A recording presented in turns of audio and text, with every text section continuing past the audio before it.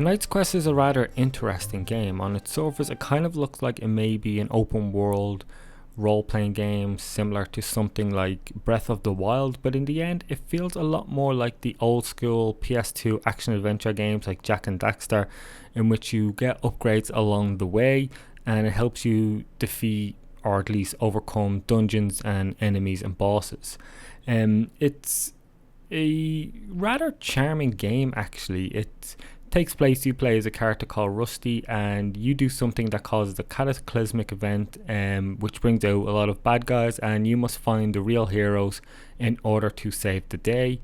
And you do this by going to different environments and areas. You have like forests and sand and deserts, and like it is a decent variety to the locations, but it's nothing you haven't seen before in other games. It feels very by the book, or at least following some sort of design book of these types of games, and you kind of feel that throughout the whole game.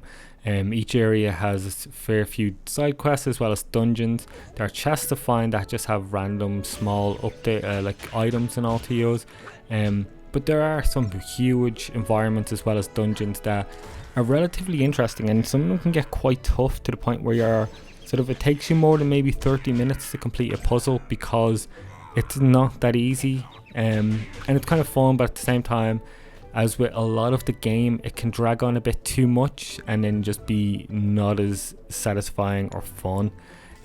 Speaking of satisfying and not fun, the combat in here, you can lock onto enemies, and you can use different environmental attacks, or elemental attacks I should say, and sometimes later on in the game in particular, enemies will have shields and you'll need to use a particular elemental effect to disable the shield and then attack them with your sword.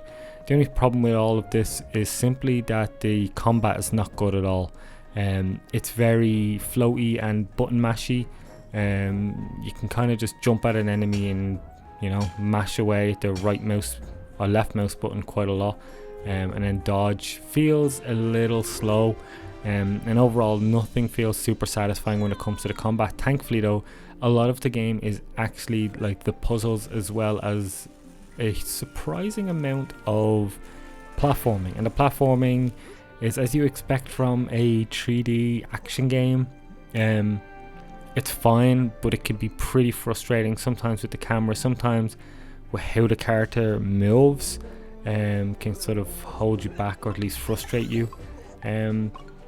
And yeah, it's totally fine, but like I said, everything seems to just overstay its welcome a little too much. It's big lovely environments, which I'll get to now in a moment, but it just all seems to be a bit too drawn out. They seem to feel like it should have been a little more like honed back a little bit, but it isn't. But thankfully, if you enjoy the core gameplay loop and you don't mind just having more and more of it, the game, especially on PC, looks lovely. It's just one of those, like, nothing's incredibly detailed, but there's just a great use of colour and lighting in particular that just sort of draws you in and keeps you sort of interested in what you see next. That sometimes is just as important as the actual gameplay is the next environment or how things look, or the architecture. Everything can be pretty nice, as well as that the music definitely does the job of just being a really good adventure fantasy soundtrack. And once again, this is definitely a game that just constantly keeps you just interested enough despite its flaws.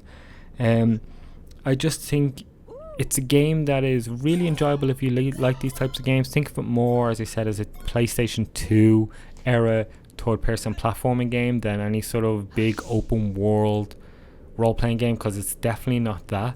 Even though the compass at the top kind of makes you feel like it might be sometimes, as well as the quest structure and everything. But regardless, there is a fun game here. Like, you can find items that can then be used to upgrade your weapons.